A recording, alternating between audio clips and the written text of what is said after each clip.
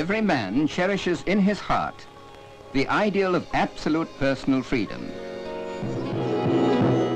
And there are areas of individual liberty where every man is his own lord and master.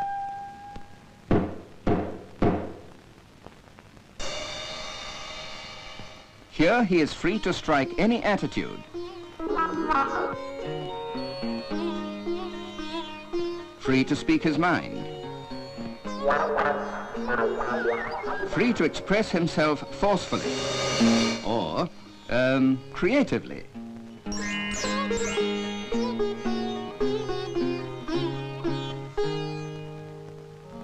He is free to choose his fashions and his faith, and to indulge his fancies.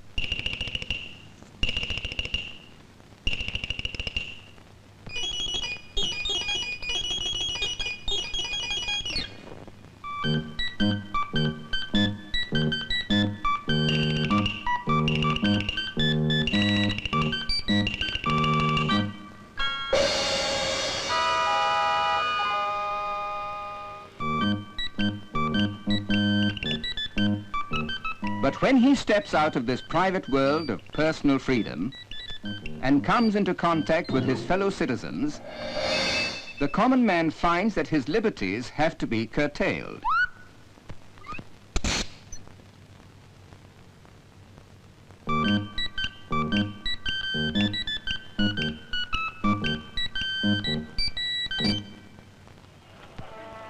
He finds that he has to curb his caprices and submit himself to social control. He allows himself to be governed. But how and by whom is he to be governed? How much social control should the government exercise?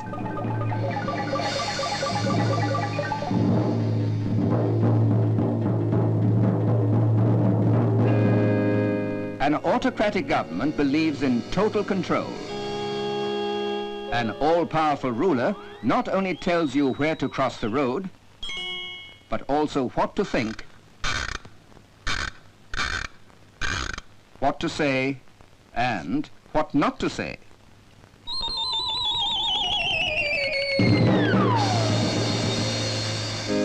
Mr. Common Man has no legal means of removing such a government from power. And any attempt at defiance may not only be futile, but may even be fatal. In a democracy, on the other hand, every citizen has a voice in the process of making the laws that govern him.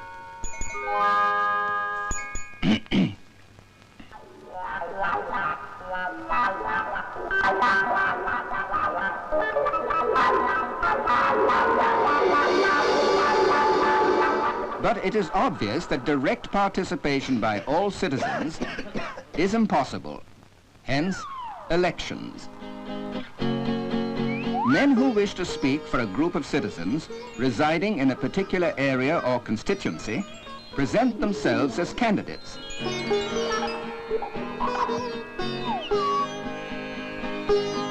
Considering them carefully, the common man makes his choice, unaffected by enticements or threats.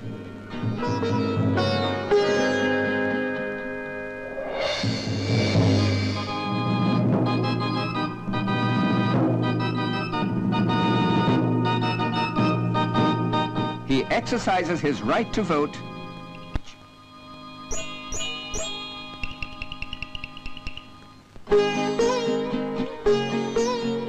The votes are cast in absolute secrecy. And the candidate who wins the largest number of votes is declared elected. He joins similarly elected representatives from other constituencies to form a government body.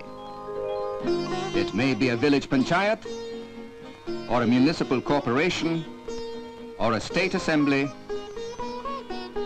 or the Lok Sabha, which governs the entire nation. All these governments, national, state, and local, derive their authority from the voter, from Mr. Common Man, and they exist for his benefit.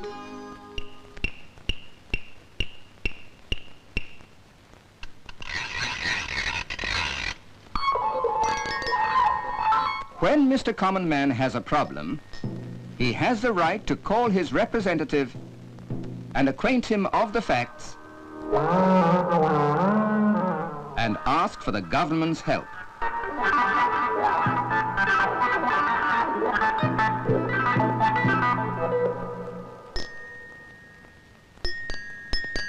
The representative presents the common man's case to his fellow members.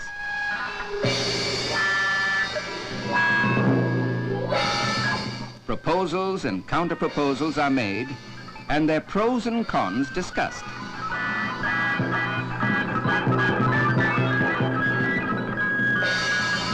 Finally, the members vote, and the will of the majority prevails.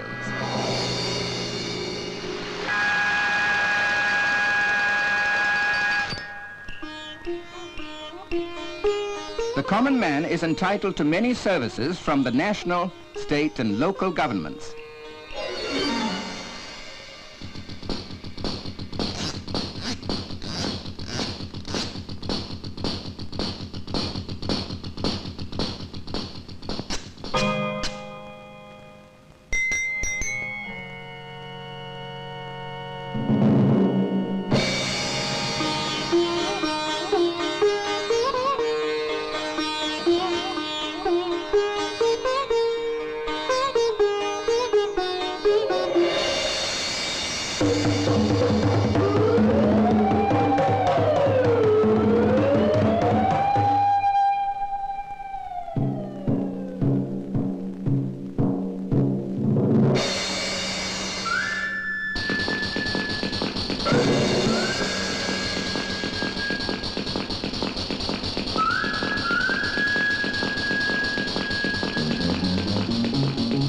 Sanitation, transport, housing, electrification, law and order, railways, banking, insurance, steel plants, power projects, the postal service.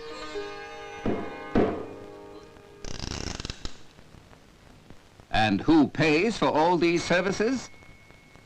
The common man, of course.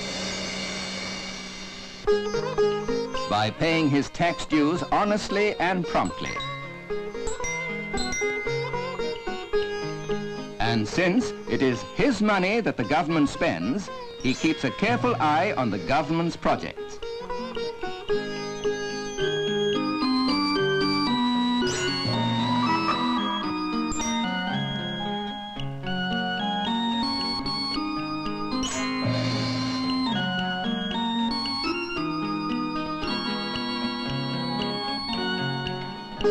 Mr. Common Man, citizen, voter, taxpayer, and, however indirectly, lord and master of the instruments that govern him.